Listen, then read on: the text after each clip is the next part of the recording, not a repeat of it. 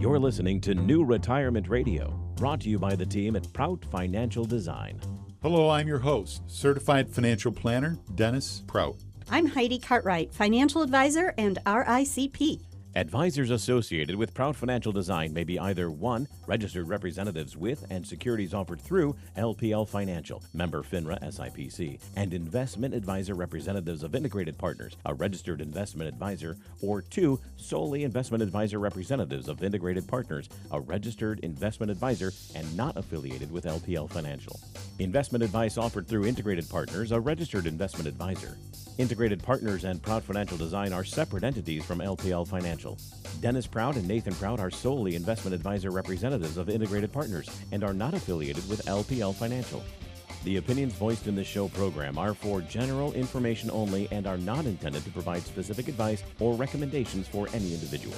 To determine which strategies or investments may be suitable for you, consult the appropriately qualified professional before making a decision. WTCM News Talk 580, welcome aboard to New Retirement Radio with Prout Financial Design in Traverse City, Michigan, starring Mr. Dennis Prout. Good morning, sir. It is great to be here. Thank you, Ron. Fantastic. On Thursday, December 11th, 2025. What a great time to be on the radio, given everyone's locked inside. Don't let me go out because of the weather. No, it's not that bad. You know, this is just typical, right? Yep. Typical weather in northern Michigan. We've had our share of freezing temperatures, which seem to be all-inclusive. Everybody now singing "It's Freezing Outside." It's great to be here. Joining us today is our own Heidi Cartwright, RICP, and Executive Director. Good morning, Heidi. Good morning. It's my pleasure to be here today, and I'm looking forward to a great show. Me too. Then, next, Nathan Prout, Master Lead Advisor with Ed Slott and Company, as is Heidi, and Managing Director. Good morning. It's great to be here. It's great to have you. And then Beth Shire is going to have a few points of interest for us here. She's our Director of Marketing. Good morning, Beth. Good morning. It's great to be here, and good morning to all of our listeners this morning. It's great to have you. By the way, we have a new website. Does everybody say that? We have a new website. But we have one. It's a new, if you want to see a new movie, check out proutfinancialdesign.com because that video is really, I'm excited for it. Yeah. Really, yeah. You bet.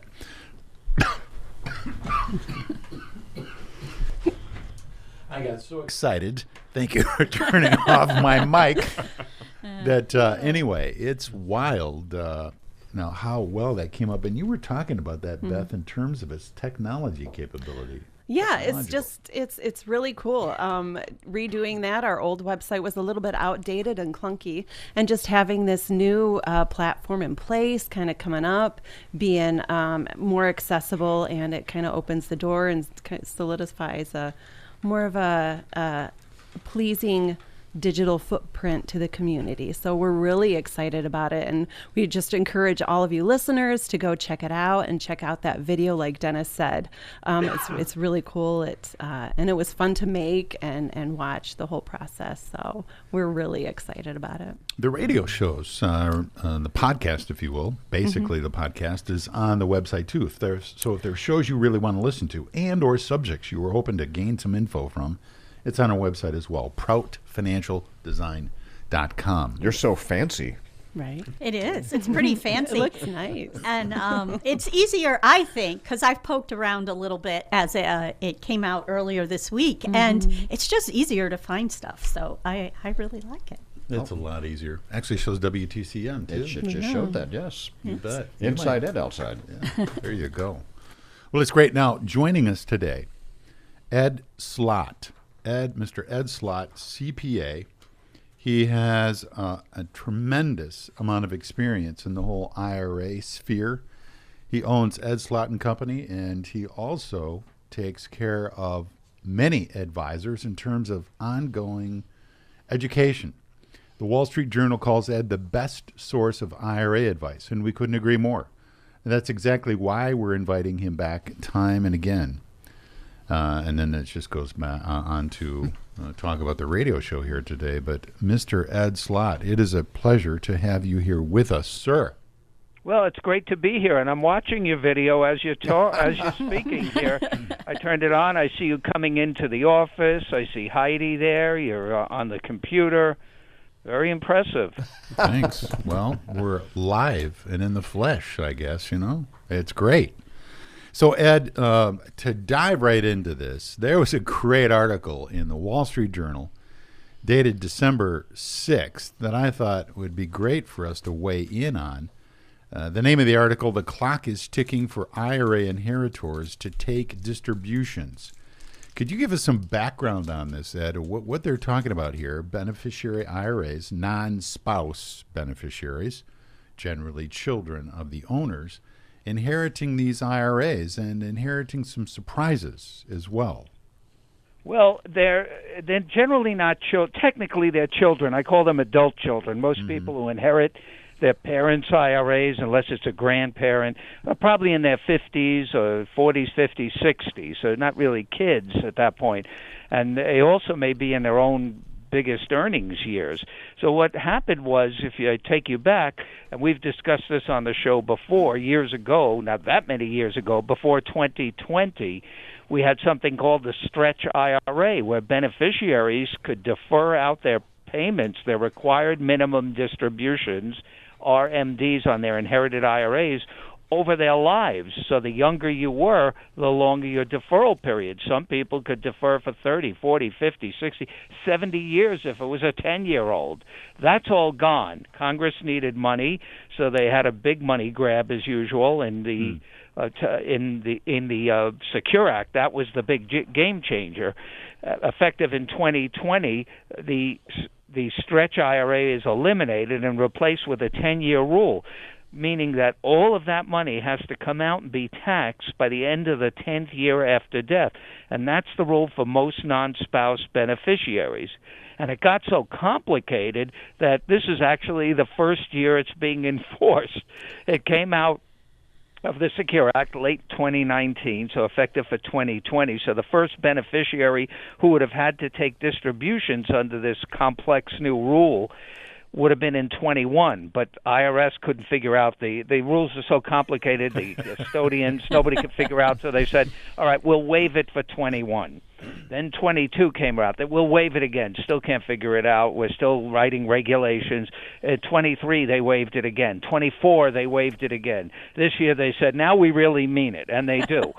So now these beneficiaries are having to start RMDs, anybody who inherited after 2020 or later from somebody, and this is where the complication comes in, that had already begun taking RMDs. So let's say you died at 8, you're not listening, you're dead. I mean, a person, a person died, an IRA owner died at, say, 75 or 80, so they're past their required beginning date, meaning they've already started RMDs. And then they die and they leave it to maybe a 40, 50-year-old child, let's say. Because they already started, the child still has to, let's call it the beneficiary, still has to withdraw the entire amount, the full buildup by the end of the 10th year after death. But there was another wrinkle IRS added, which I don't even think was intended by the tax law. During years 1 through 9 of the 10-year rule, they must take distributions for those years because the person who died had already begun. But the distributions under those years follow different rules based on the old Stretch IRA on their life expectancy for years 1 through 9. And in year 10, it's very easy and awful, too. Year 10, you don't have to know anything. It's a 100% RMD. Whatever is in that account has to come out in year 10, and that's where the big tax hit really comes to play. Ed, hang on just a moment. Okay, so let's go back, if you will. Oh, you can't go back. It's horrible. Yeah, I know, exactly. So it's horrible. So let's just go back for a moment at what you were describing there. Let's assume that Mom, in this case, was taking out IRA distributions at a 5% rate. She was maybe 80 years old or somewhere in there. So what you're saying is a child, not a child, but this person's son or daughter inherits this IRA. They have to take out at least as much as Mom was taking in this case when they inherit that IRA from Mom or Dad. Right. Is that what you're saying? Yes. Well, no, not as least as much. They have to continue taking, but on a separate formula based on their own beneficiary age, only for years 1 through 9. Well, okay. So based on their own life expectancy, they have to take that amount, which might be, as for example, 3% or so. Yeah, it would be very small. Yeah. So a single life expectancy for someone, let's say at age 65, has got to take. It's getting about. I have the chart here: 22.0 years, so about 4%, 3 to 4%, something like that. See how complicated 4 to 5%, this is? because 20 years would be 5%, right, and 25 years, or the 4.5% roughly. Yes. So what you're saying is they have to take it based on their own life expectancy, the single life expectancy. For years 1 through 9 only. Right. But what's the problem with that? So let's say they Well, only have to that's the take that problem. minimum amount, or they only take that minimum amount. Right. What's Well, the issue you have talked about Well, with I that? see an issue with poor tax planning and causing beneficiaries to have to pay more tax. Now, there's another scenario, really not what the article was talking about. Let's say that same person inherited from mom, but mom died at 68 before even starting RMDs. Then you don't even have to, if you're the beneficiary, take years 1 through 9 RMDs. You just take everything out in year 10. And lots of people think that's great. It isn't great, because now you'll have a huge tax hit, 100% RMD in year 10. The better angle would be to smooth out the income over the years. So you can, over time, remember, tax planning is a lifetime thing, even for beneficiaries. So their lifetime is shorter because of the 10-year rule, the amount of time they have to take it all out. Over 10 years, they should probably look at their own tax rates and tax brackets. They may have low years or high years, but take something out and take advantage of these low rates for at least some of these years. Don't take nothing, or just take the minimum and then have that big tax hit in year 10. Yet some people in those articles, and some were advisors, were saying, oh, that's what I'm going to do. Matter of fact, I have the article here. Yes. The last line is from a financial advisor. I won't mention his name. I highlighted that line. Yeah, the last it was line. so I'm going to bad. let it grow tax deferred as long as I can. Oh, no. And they should have added, Uncle Sam says 3 thumbs up. More tax. Exactly. So they're willing to wait on the tax because they know you're going to bounce yourself right on through maybe 3 or 4 different tax brackets on the way to taking that. Let's say it's $300,000. And who knows what it'll grow to. And remember, Exactly. today, this is the important part. People will say, well, I'll wait till the future. Today, we have known rates. We know what they are. And the ABBA law, the One Big Beautiful Bill Act, made those rates, extended those low rates permanently. I say the word permanently in quotes, because permanently in tax law is way different than permanently in the dictionary. Mm-hmm. Permanently in the dictionary means unchangeable, etched in stone, irrevocable. It won't change. Permanent in tax law means until a future Congress changes the rules and jacks up the rates. So you don't know what those future rates are. Plus, like this guy says on that last line in the article, I'll defer it as long as I can and have all this money. Well, who knows what rates it might be taxed at? Even if rates didn't go up and stayed the same, you're gonna, like you just said, they're going to jump brackets. And if you look at the overall tax that he would have paid over the 10 years, it's probably a lot more than if he smoothed it out over the 10 years.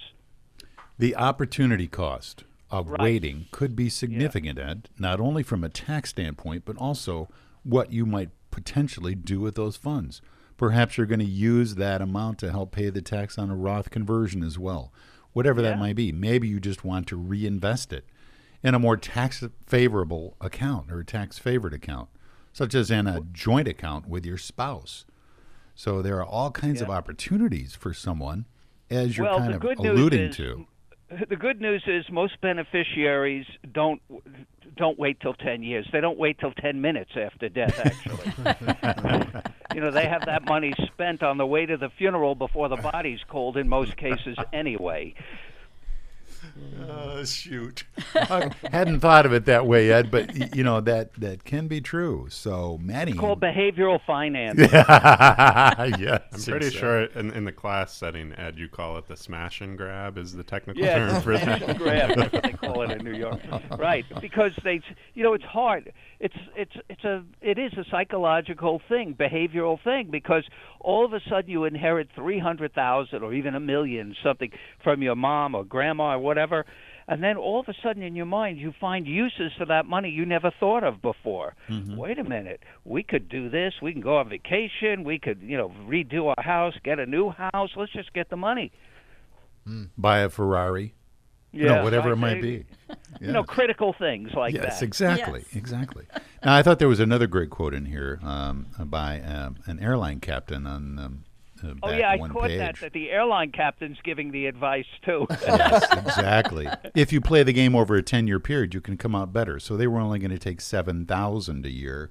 In essence, to my mind, not even looking at brackets, not thinking about the future, and also potentially what they could, if they're that into the investing, why are you holding on to a liability, a huge tax liability? Right. And again, at future unknown rates. Yes. Yeah. Well, you know what the rates are today. And the reason I made that point that tax rates have been extended permanently, but we don't really know what permanent means, we may only have 3, 4, or 5 more years at these rates. Now, that's an interesting point you've made several times, Ed. So the people that you know, if you will, in Washington, D.C., and or Congress that you want to admit to, it seems to me what you're saying, reading between the lines, is there is going to be pressure to raise rates in the future, and it doesn't take a rocket scientist to understand the reality of our math. deficit. Yes, math. Right. I mean, but in fairness, you could make the case, well, Congress has been kicking a can down the road for 30 years, so who knows what? At some point, I believe the math is going to hit the fan. Yeah.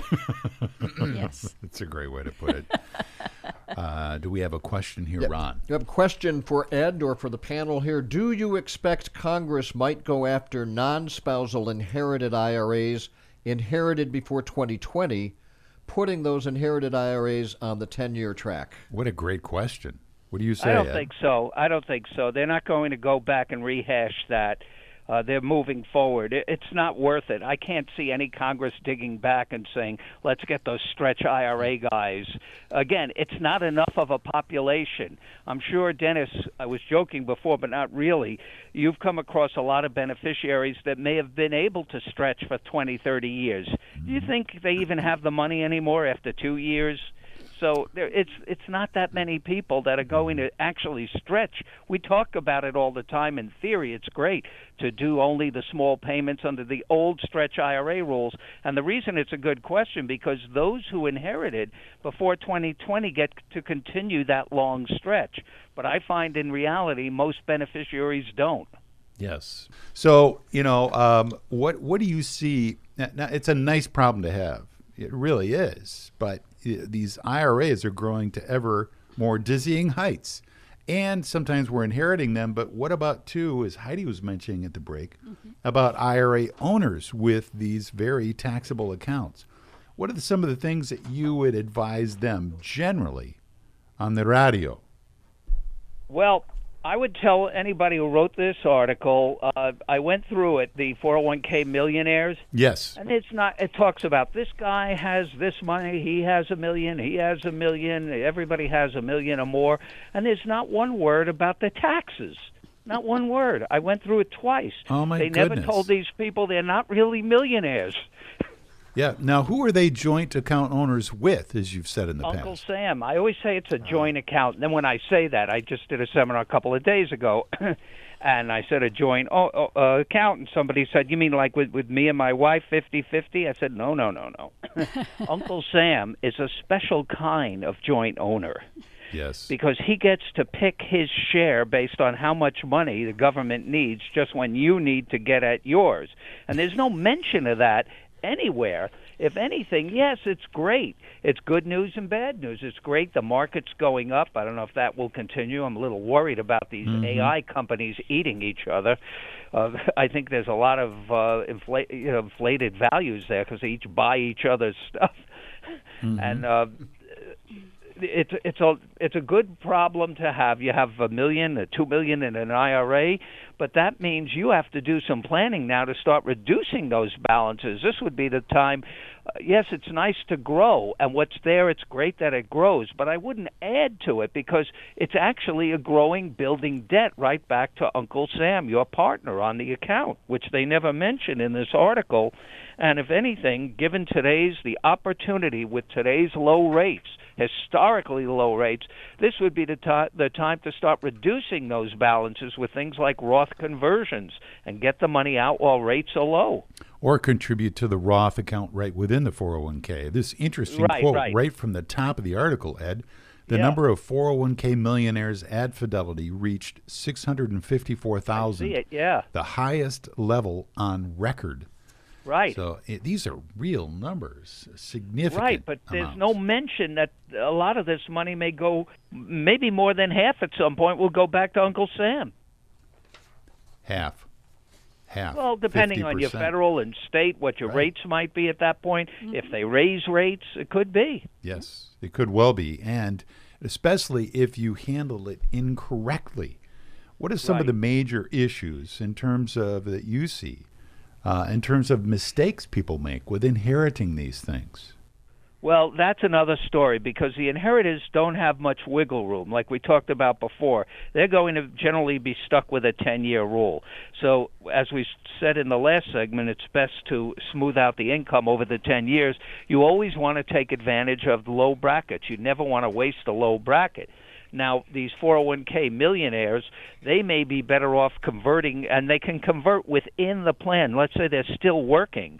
They can. Most plans will allow what's called an in-plan Roth conversion, where they convert within the plan to the Roth 401k side.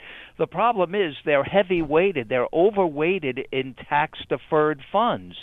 As an investment person, everybody knows you don't put all your eggs in one basket. You don't put all your money in one stock.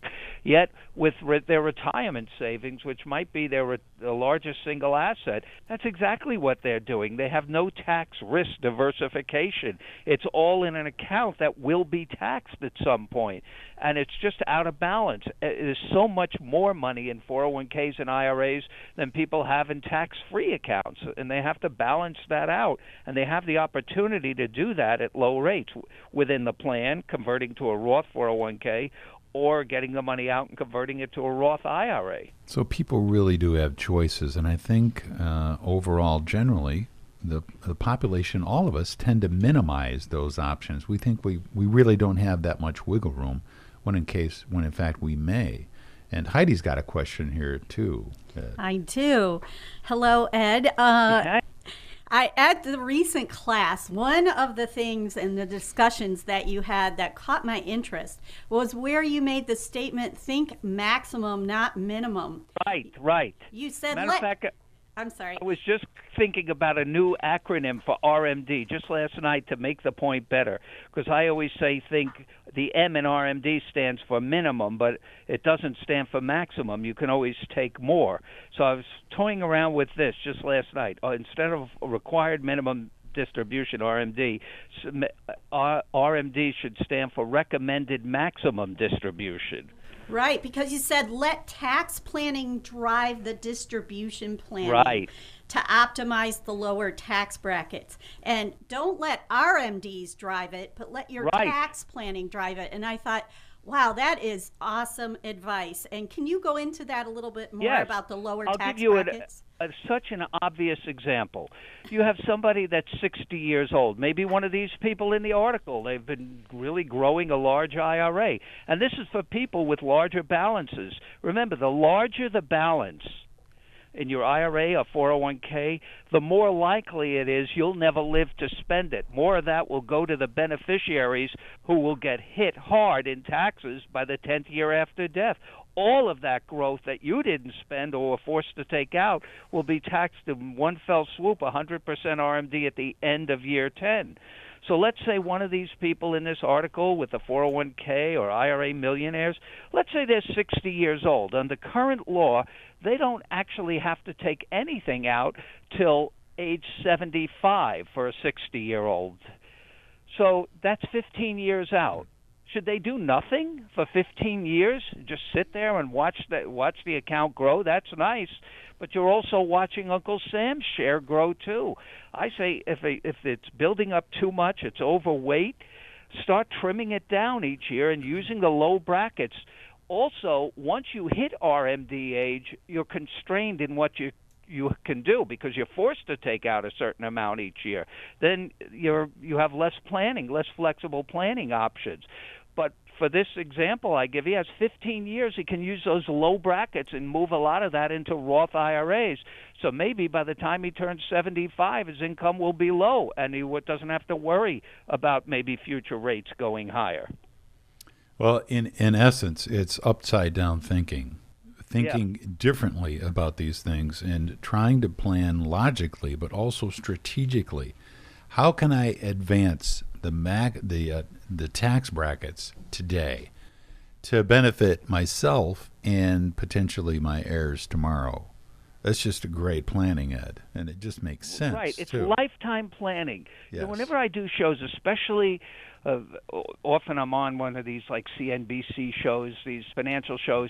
Always, I haven't done it in a few years because it's always the same thing. They have me on at like April 13th, 14th, or 15th, the day before tax time, and I'm sitting with a bunch of people like on that power lunch. They usually have 3 investment guys and me. And They're all gang up on you, Ed? Yeah, right. And then they get to me, Ed, it's April 15th. What can people do to pay less tax? And I sit there and I say, nothing. I don't even know why I'm here.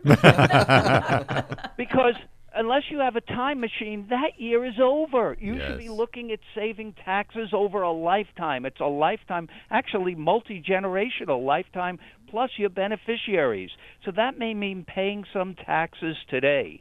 And that's the major psychological hurdle that most people can't get over. Like in my example, a 60-year-old, he goes to his accountant in my example, and the accountant will generally say, oh, you don't have to touch that till you're 75.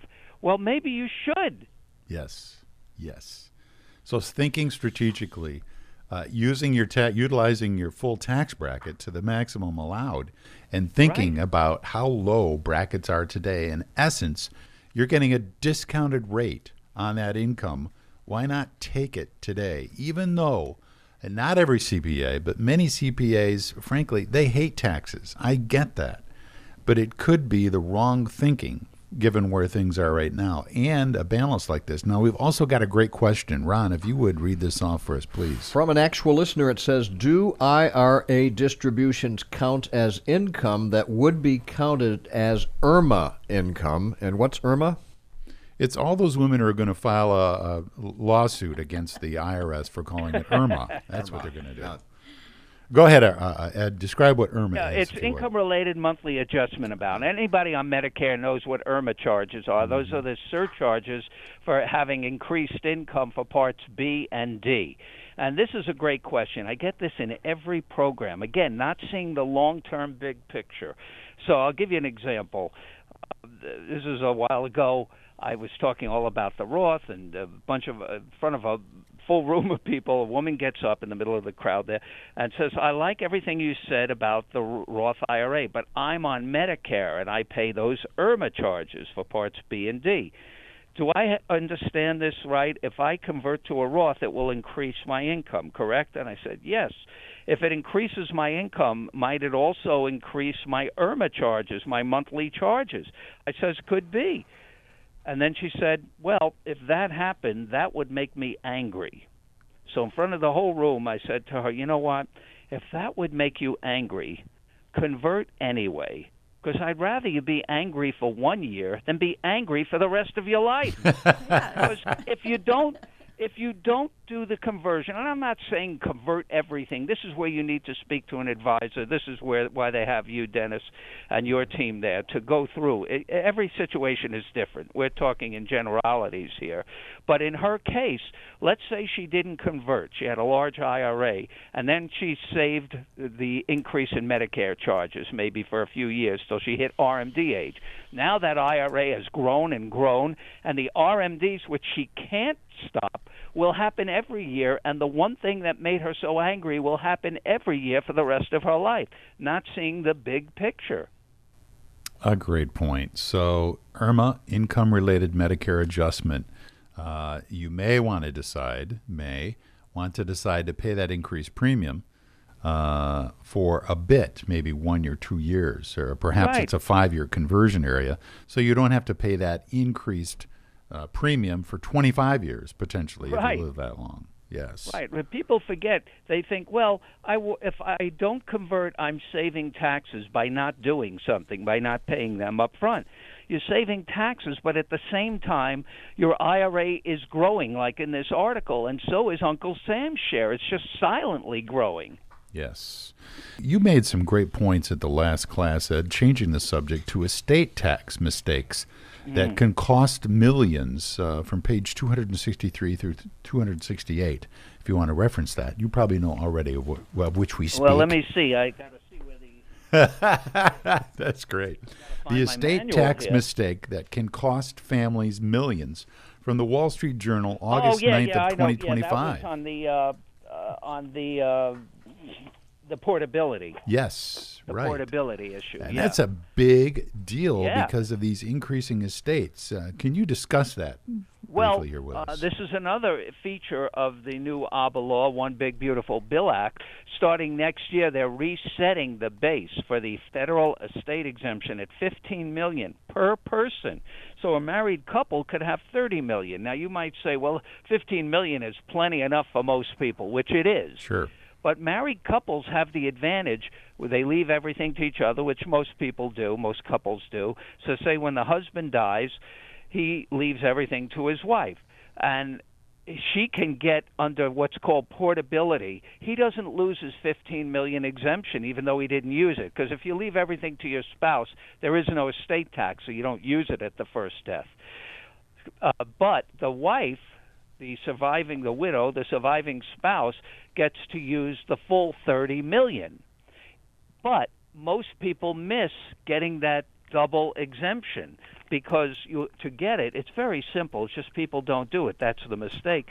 All you have to do, say in the example I just gave you, the husband who left everything to his wife has no estate tax. So he goes to an attorney or an accountant. They say, oh, you don't have any estate tax. You don't even have to file an estate return.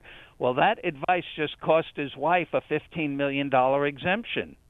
Why? Because to get what's called electing portability, in other words, moving your unused $15 million exemption, technically it's called DSUE, deceased spouse's unused exemption, to the spouse. But to get it, all you have to do is file a no-tax, simple estate return showing an accurate portrayal of your assets, and you have to use actual valuations. In the case you were talking about, they just threw some numbers up on a wall, said, oh, about $3 million, $10 million, whatever. They basically, on the return, said whatever. Mm-hmm. And, they didn't take it seriously. You have to file an estate tax return. And even if there's no tax, by doing that, you automatically elect portability, which means, in this case, the wife will now have a $30 million exemption. Now, you might say she'll never need that. She'll only have, isn't $15 million enough? You never know what happens in a lifetime. Money grows, you inherit money, you win the lottery. Anything is possible. So why not lock in the double exemption? That may be the most key advice that we give here today, because I can think of someone maybe inheriting from her spouse. Let's just assume he passes away first. The total estate's worth $10 million. What if it grows to 20? And Right, they now haven't it's- filed that exemption The request. estate tax return. It's a regular Form Yeah. 706, the U.S. 706. estate tax Yes, return. thank you. Nothing fancy. So- You just file it. But the bad advice is either they don't do it, they do it sloppily, they don't take it seriously, like in the article you were talking about in the manual. Right. Or they don't do it at all because the accountant says you don't need to file that. There's no tax. You left everything to your wife. Well, now the wife only has a half of an exemption. And that's not the worst part. This is another one of these exemptions under ABBA, these increased amounts, that is supposedly permanent. But what if a future Congress says $30 million? No, we can't afford that. We're going to cut that back to maybe, instead of $15 million a person, maybe $5 million or $10 million. Then you're going to wish you had that extra exemption. It wasn't that long ago that it was 5 or 6 million. Right. Maybe 5 to 7 years. I don't recall exactly, but it wasn't that long. So Yeah. if those amounts go down, then you're looking at an even bigger Right. estate tax. And those estate tax start at about 40%. It is 40%. Yes. Yeah. So let's just assume 40% in this case of $5 million. There's $2 million you Yeah. could have saved in estate tax by filing this simple form. So you want, unfortunately, amidst all the other heartache and difficulties you face, losing a spouse, consider filing Form 706 to take care of this estate tax potential problem in the future. Or have your accountant do it so it's done accurately and not Yes. sloppily. You know, Right. it's an important form. Plus, a good part about filing that form, even if you don't need it, it gives a list, a full inventory. That's what's required on an estate return of all your assets and the values. Those values are important because they're locked in at fair market value of everything you own at the date of death. That's an important number to keep if you ever sell any stocks or property, because you get a step up in basis. Sure. Ron, we've got a We have a text here. a message here, not a question. It's, hi, Ed. Oh, hi, all. And hey, Ed, you'll be happy to know that your apprentices, Dennis and Heidi, made arrangements in my IRA to start taking funds now at age 64 to take advantage of brackets just as you are suggesting. Good. How about You will that? be rewarded later on. Dennis, you talk about our classes. For those who don't know, Dennis is talking about our Elite IRA Advisor Group, which just finished our 20th year. It's an amazing group of dedicated advisors like Dennis and Heidi and Nat that are committed. This has nothing to do about investments. It's about the tax planning. To me, taxes are the single biggest factor that will separate people from their retirement dreams, and it's a largest single asset. We see it all the time. Now you see the article here, yet very few people do tax planning on the retirement account. So this is a specialized advanced educational group that Dennis and his group there have been members of for many years, probably over 15 years, I don't even know. But you've been studying this stuff with us for a long time, and I have to tell listeners that may not know, chances are 90% of listeners, probably 95, probably 99%, but I'll be generous. 95% of advisors are not giving this kind of advice. People that call themselves financial advisors, they focus on investing. That's great. But when it comes, that's great making you money. But when it comes to retirement accounts, it's what you keep that counts after taxes. Who cares how much somebody makes you 30% a year? If you give it all away to Uncle Sam, all you did is building a savings account for the government. That's right. So there's a second part to that, and that's what Dennis and his group specializes in, and that's unlike probably 99% of other companies. We only have about 500 members. Sounds like a lot, but I don't even know how many financial advisors there are in the country. Let's say 500,000, maybe somewhere around there. I don't know what it is really. Is that a good guess, Dennis? I don't know what the It's number probably is, a but- good guess. This is as good as all any. right. So what's 1% of 500,000 advisors? Let's see, about 5,000. 50,000, right? 50,000. 5,000. 5,000. That's 5,000. Yeah, 5. That's what I was going. 5,000. So we only have 500. There's only 1/10 of 1%. That was my point of advisors trained in this area. I don't see how that's possible. And Dennis and his crew there, they go to these programs, and every 6 months, and it's throughout the year, and they have us as a back office. It's an advantage to know your advisor has these assets and resources and planning tools and knowledge and up to date. I'll give you an example. This ABBA bill we were talking about, it was enacted, you remember when, Dennis? July 4th. Yeah. July 4th. That's right. July 4th of this year. 25. Yeah, July 4th on a holiday. July 4th, and me and my team, Sarah, Andy, and Ian, who you all know, those are our IRA experts, were in that weekend, and you had everything you need to know probably within about 24 or 48 hours of that law being passed, and correct information. There was a lot of incorrect information going out there. And there's another problem with bad advice.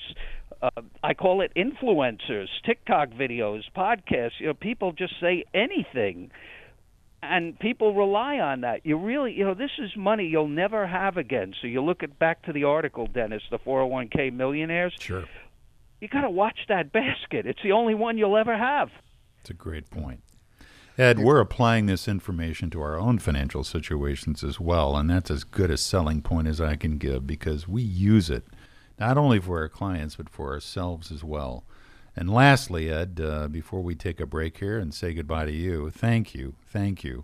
We made this decision years ago to dive into all the education opportunities that you offered and also the advice of your people.